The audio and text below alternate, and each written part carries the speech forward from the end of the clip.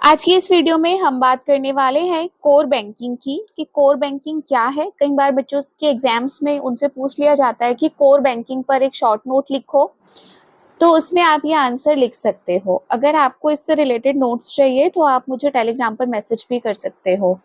Core banking solution के बारे में जानते हैं। इस बैंकिंग पद्धति का पूरा नाम कोर बैंकिंग सॉल्यूशन अथवा केंद्रीयकृत बैंकिंग सॉल्यूशन है। कई बार आपसे एग्जाम में पूछ लिया जाता है कि सीबीएस की फुल फॉर्म क्या है, तो आपको वहां पर ये आंसर लिख के आना है, कोर बैंकिंग सॉल्यूशन या फिर केंद्रीयकृत बैंकिंग सॉल्यूशन। यह पद्धति कोर बैंकिंग नाम से प्रसिद्ध है। कोर बैंकिंग एक प्रकार का बैंकिंग सॉफ्टवेयर सिस्टम है जो बैंकों को अपने ग्राहकों के साथ लेन देन, खाता प्रबंधन, लोन प्रबंधन और अन्य बैंकिंग सेवाओं को प्रबंधित करने में मदद करता है।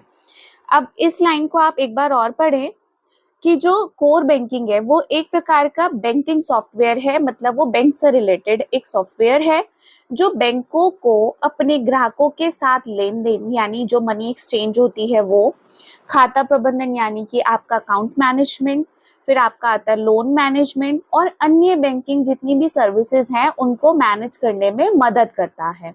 ठीक है, ये सिस्टम बैंकों को अपने ग्राहकों को बेहतर बैंकिंग सेवाएं प्रदान करने में मदद करता है। फॉर एग्जाम्पल, जैसे कि आपको आपकी सुविधाएं जितनी भी आपको एक बैंक से मिलनी चाहिए उनको इजीएस्ट बनाने में मदद करता है, ताकि आपको किसी भी प्रकार की कोई हानि या किसी भी प्रकार की कोई परेशानी का सामना ना करना पड़े। बात करते हैं उन्हीं बैंकिंग सेवाओं की, जैसे कि ऑनलाइन बैंकिंग। अब आपको पता है कि ऑनलाइन बैंकिंग की वजह से कितने काम आसान हो चुके हैं, है ना। अब आप कहीं पर भी कोई भी काम इजीली कर सकते हो। नेक्स्ट आपका होता है मोबाइल बैंकिंग। मोबाइल बैंकिंग के बारे में तो आप सभी को सब कुछ पता है, तो आप लोग इजीली समझ गए होंगे। नेक्स्ट आपका हो सकता है इसमें एटीएम। एटीएम के बारे में आप सभी को पता है। एटीएम में क्या होता है कि एक मशीन होती है जिसमें आपको अपना एक कार्ड डालना होता है, उसके बाद आप अपनी पर्सनल जो आइडेंटिटी होती है वो नंबर आप डालते हो जिसको पिन कहते हैं हम, उसके बाद आप रुपया निकाल सकते हो। और जो ये मशीन है ये 24/7 काम करती है। नेक्स्ट आपका आता है शाखा बैंकिंग। इसमें क्या होता है कि जो बैंक होते हैं, बैंक की जो शाखाएं होती है, ब्रांचेस होती हैं, वो क्या करती हैं, ग्राहकों को सेवाएं देती हैं। ठीक है, और जो शाखा बैंकिंग होती है उसमें जो ग्राहक होते हैं बैंक के कर्मचारियों के साथ उनको बातचीत करने का, संपर्क करने का एकदम सीधा अवसर मिलता है।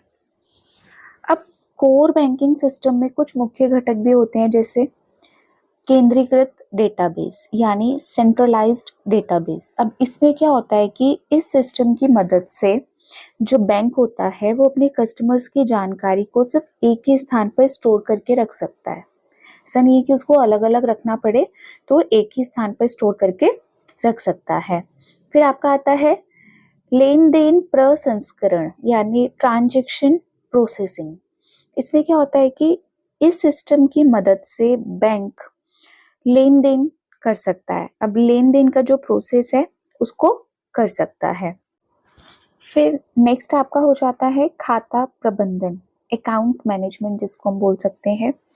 अब इसमें क्या होता है कि इस सिस्टम की मदद से बैंक अपने कस्टमर्स के खाते को मैनेज कर सकते हैं। जो भी ग्राहकों के अकाउंट होते हैं उनको क्या कर सकते हैं, मैनेज कर सकते हैं। नेक्स्ट हमारा आता है लोन प्रबंधन। लोन प्रबंधन यानी लोन मैनेजमेंट। अब ये जो सिस्टम है इसकी मदद से बैंक लोन को मैनेज कर सकते हैं। जो बैंक होते हैं, बैंक से जो ग्राहक लोन लेते हैं वो सारी जो लोन की जो भी प्रोसेस होता है उसको, जो भी लोन का डेटा होता है उसको प्रबंधित कर सकते हैं, मैनेज कर सकते हैं। फिर नेक्स्ट आपका आता है रिपोर्टिंग और विश्लेषण। रिपोर्टिंग एंड एनालिटिक्स इसको हम बोलते हैं। इस सिस्टम की मदद से बैंक अपने परफॉर्मेंस को ट्रैक कर सकते हैं और उसको एनालाइज कर सकते हैं।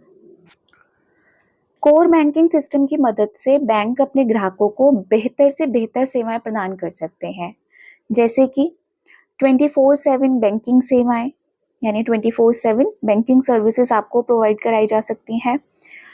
फिर आपका आता है तेज लेन देन प्रसंस्करण यानी कि क्विक ट्रांजैक्शन प्रोसेसिंग। आपको कोर बैंकिंग के माध्यम से मिलती है। फिर आपको मिलता है सटीक खाता प्रबंधन, यानी कि एक्यूरेट अकाउंट मैनेजमेंट। आपके जो अकाउंट है उसको बिल्कुल सटीक तरीके से आपको मैनेज कर सकते हैं मतलब। फिर आपका आता है कि व्यक्तिगत सेवाएं, यानी कि पर्सनलाइज सर्विस, आपको सबको व्यक्तिगत रूप से ट्रीट किया जाता है। फिर आता है आपका बेहतर ग्राहक अनुभव, यानी इम्प्रूव्ड कस्टमर्स एक्सपीरियंस, यानी जो भी एक कस्टमर का एक्सपीरियंस होता है उसको डे बाय डे क्या करना, इम्प्रूव करना, कि वो जितनी बार आए उसको कुछ इम्प्रूवमेंट मिले। आज की ये वीडियो बस इतनी ही।